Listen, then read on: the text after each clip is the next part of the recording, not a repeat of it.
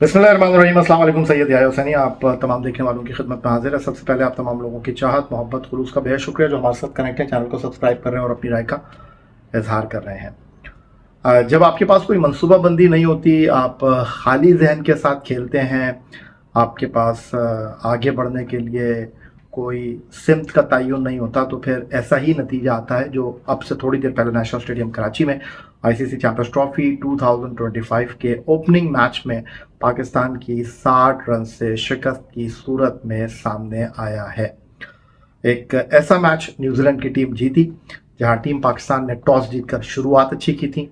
एक ऐसा match team Pakistan हार गई जहां टीम पाकिस्तान जीत सकती थी, लेकिन खाली जहन के साथ, बिना मनसूबाबंदी के साथ जब आप मैदान में उतरेंगे, जो आदादो शुमार इस बात की गम्माजी कर रहे हैं, किसी की नीयत पर आप शक नहीं कर सकते, तो फिर ऐसे नतीजे के लिए आपको तैयार रहना चाहिए। एक ऐसा मैच जहां पाकिस्तान ने डेविड कॉनवे को जल्दी आउट किया, केन विलियमसन को आते ही नसीम शाह ने पवेलियन लौटा दिया।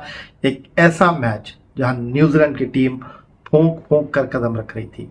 एक ऐसा मैच जहां पर वाज़ेह तौर पर लग रहा था कि बल्लेबाजी आसान नहीं है। रिजवान ने टॉस जीतकर एक अच्छा फैसला किया है। वहां आखिरी 10 ओवर में एक बार फिर पाकिस्तान के बड़े बॉलर, पाकिस्तान के वो बॉलर जिन पर मान है, वो कारकर्दगी न दिखा सके। पाकिस्तान के बॉलर्स ने जनाब आखिरी 10 ओवर में सिर्फ एक विकेट हासिल की, 113 रन दिए, और आखिरी 5 ओवर में तो हद ही हो गई। न्यूजीलैंड के बल्लेबाजों ने 12 रन फी औसत से जो है वो 13 रन फी ओवर के औसत से 65 रन बना डाले। एक ऐसा मैच जहां पर 250 होते हुए लग नहीं रहे थे न्यूजीलैंड के, उन्होंने 320 स्कोर बोर्ड पर सजा दिए। फिर पाकिस्तान टीम, वो कहते हैं ना कि जब आपका बुरा वक्त होता है तो फिर सारी चीज़ें आपके अगेंस्ट ही चली जाती हैं। पहले ही ओवर में जनाब फ़खर जमान एक बॉल को रोकते हुए ग्राउंड से बाहर गए और वो कुछ ज़्यादा देर के लिए बाहर चले गए, और उसकी वजह से वो इनिंग का आगाज़ करने के लिए मौजूद नहीं थे। मैं रेडियो पर कमेंट्री सुन रहा था और कमेंट्री में उन्होंने एक अच्छी बात की। उन्होंने कहा, यार वैसे ही आउट ऑफ फॉर्म रन नहीं हो रहे सऊद शकील से, आपने उनको ओपन करने के लिए भेज दिया, और ये कोई 1 मिनट में तो तय हुआ नहीं कि जी फ़खर साहब आप नहीं जा रहे बैटिंग करने के लिए, आप ओपन नहीं कर सकते, आपका टाइम लेट है। तो टीम मैनेजमेंट तो बाहर बैठी थी ना भाई, ग्राउंड में रिजवान कप्तानी कर रहे थे, सोच विचार हो रही थी। उनको प्लान करना चाहिए था, उनको कप्तान को इस बात के लिए कायल करना चाहिए था, यार ये बड़ा मैच है और इस मैच में आप बाबर के साथ ओपन कर लें तो ज़्यादा मुनासिब होगा, आप लोग टाइम लेके खेल लें। लेकिन आपने दौड़ा दिया जनाब बल्लेबाजी करने के लिए सऊद शकील साहब को, और उन्होंने जनाब रही कही कसर जो थी वो पूरी कर दी। 15 डॉट बॉलें सऊद शकील साहब ने खेल ली। अंदाज़ा कर सकते हैं इस बात से कि वो कितना जो है दबाव महसूस कर रहे थे। पहले मेरा ख्याल है अपने बॉलर्स की बात कर लेते हैं। मीडिया जोन में आए थे नसीम शाह, मैंने उनसे बात की, वही लगी लिपटी बातें यार। मैंने बोला भाई आप हो गए, शाहीन हो गए, हारिस हो गए, पाकिस्तान की बॉलिंग की शान है, मान है, पहचान है। पहली मर्तबा नहीं हुआ कि पाकिस्तान टीम जो है 300 रन खा गई। हमने 3 मैच खेले ट्राई सीरीज के, तीनों मैचों में हम 300 रन खा गए। आज चैंपियंस ट्रॉफी का पहला मैच फिर हम खा गए। पहली मर्तबा नहीं हुआ कि आखिरी 10 ओवर में हमने 100 रन कंसीड किए हों। तो वो कहने लगे जी ऐसी बात नहीं है और हम कोशिश कर रहे हैं, लीक हो रहे हैं रन्स, लेकिन कोशिश हो क्या रही है वो नज़र आ नहीं रही माजरत के साथ।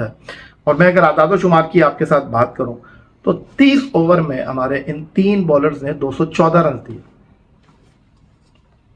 और हमारे जो स्पिनर्स थे जिनमें 2 पार्ट टाइमर थे, खुशदिल शाह और सलमान आगा, और 10 ओवर डाले अबरार ने, उन्होंने जनाब 106 रन दिए, और हमारे जो मेन बॉलर हैं वो 216 रन दे रहे हैं, 14 रन दे रहे हैं। तो फिर आप अंदाज़ा कर लीजिए हम कहाँ खड़े हैं।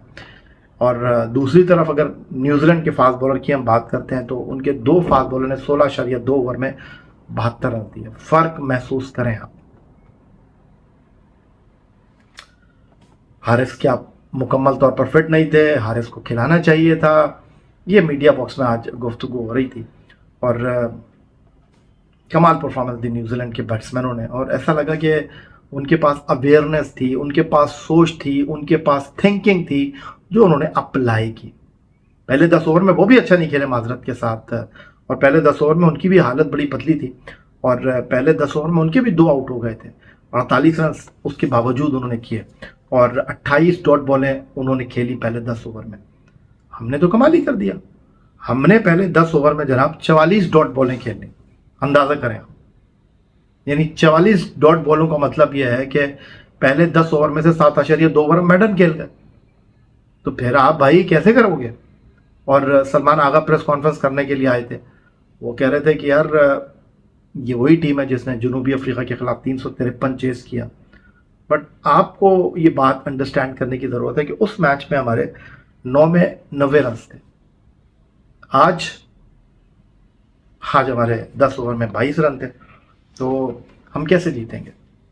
हम क्या सोच कर आए? मैंने पूछा उनसे, भाई आप किस प्लानिंग के साथ आज बल्लेबाजी करने के लिए बाबर आजम को भेजा आपने, और किस सोच के साथ वो बैटिंग कर रहे थे? एक ऐसे मैच में जहां 113 गेंदों पर विल इंग ने 107 किए, टॉम लेथम ने 104 गेंदों पर player of the match 118 run किए, 39 गेंदों पर 61 रन किए ग्लैन फिलिप्स ने।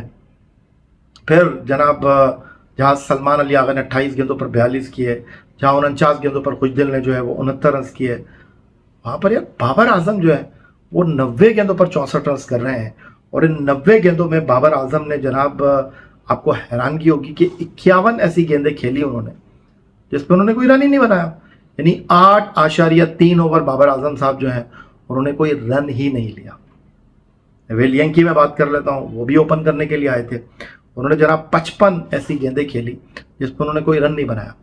लेकिन उनका जो एंड है ना, वो इस बात को जस्टिफाई नहीं कर रहा, क्योंकि विल यंग ने 113 गेंदों पर 107 रन किए, ऑलमोस्ट रन बॉल उनके रन है। बाबर आजम को अगर आप देखते हो तो उन्होंने 90 गेंदों पर 64 रन किए। तो यहाँ पर हालात जो हैं वो बड़े अजीब व गरीब से हैं, समझ ना आने वाले हैं। अगर इस मैच में ओवरऑल हम देखते हैं तो दोनों टीमों ने जनाब डॉट बॉलें खेलने का आज मुकाबला किया। पाकिस्तान ने 160 डॉट बॉलें खेली और न्यूजीलैंड 139। 299 इस मैच में डॉट बॉलें खेली गई, 580 रन बने, 97.2 ओवर का खेल हुआ, 2 सेंचुरियां बनी और 3 निफ सेंचुरियां बनी। तो ये कुछ आदाद शुमार थे जो मैंने आपके सामने रखने थे। लेकिन अगर आप मेरी लास्ट वीडियो भी देखें तो मैं यही बात कर रहा था आपसे कि भाई हम 2017 में भी सरफराज अहमद की क़यादत में जो आईसीसी चैंपियंस ट्रॉफी जीते, वो हमारे पहले 2 मैच मुश्किल थे। हम इंडिया से हार गए थे, बट डीएलएस के ऊपर हमने जनूबी अफ्रीका को हरा दिया था। अब हम पहला मैच हार गए हैं 60 रन से, और ये बड़ा शॉर्ट टूर्नामेंट है, ग्रुप में 4 टीम है, 3 मैच आपको खेलने हैं, 60 रन से आप हार गए। वो तो भला खुशदिल का और आगा सलमान का, जिन्होंने जनाब कुछ हाथ पांव चला लिए, वरना ये नाकामी का जो मार्जिन था वो और ज़्यादा भी हो सकता था।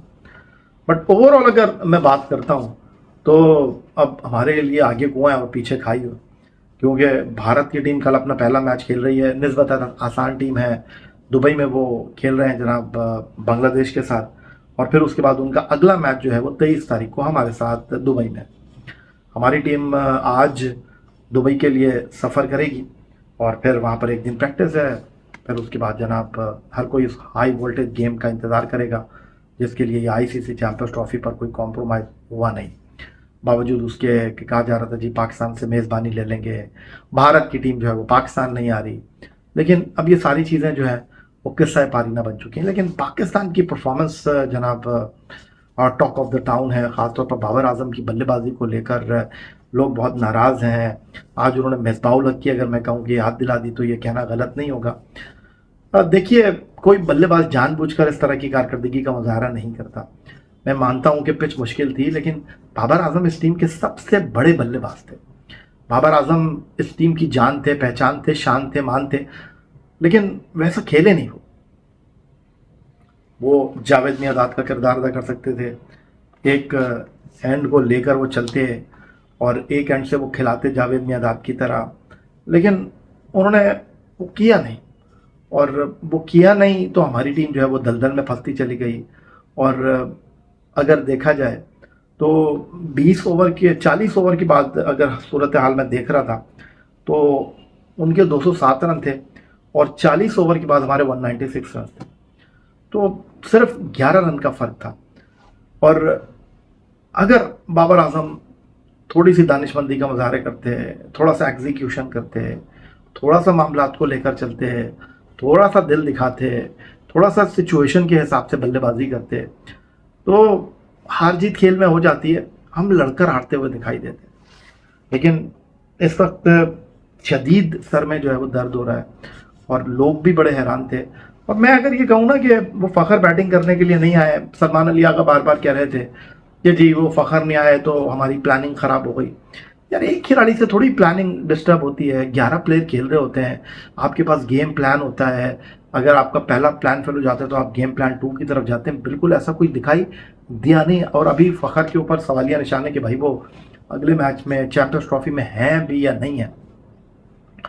बट बड़ी अफसोसनाक परफॉर्मेंस है।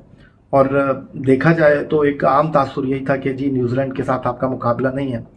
और चैंपियंस ट्रॉफी में उन्होंने अपने रिकॉर्ड को जो है वो मेंटेन ही किया। 2000 में उन्होंने नैरोबी में स्टीफन फ्लेमिंग की क़यादत में हमको हराया था। फिर 2006 में उन्होंने यूनुस खान की पाकिस्तान टीम को इंडिया में हराया। 2009 में फिर वो जीते हमारे खिलाफ जनूबी अफ्रीका में आईसीसी चैंपियंस ट्रॉफी में। और 2009 के बाद आज वो 2025 में हमें हराने में कामयाब हुए। तो एक तरफ तो उन्होंने होम ग्राउंड पर हमें मुसलसल चौथी नाकामी से दो चार किया और चैंपियंस ट्रॉफी में वो हमारे खिलाफ चौथा मैच जीत गए।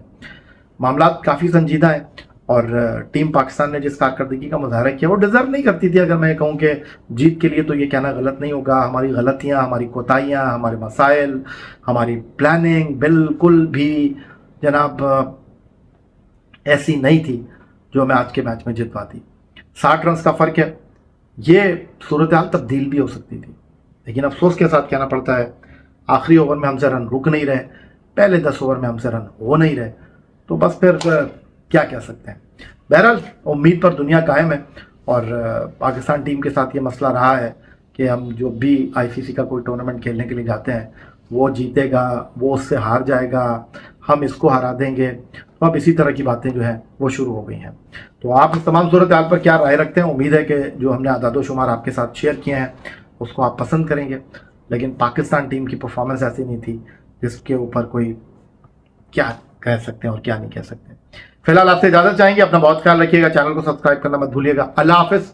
पाकिस्तान जिंदाबाद।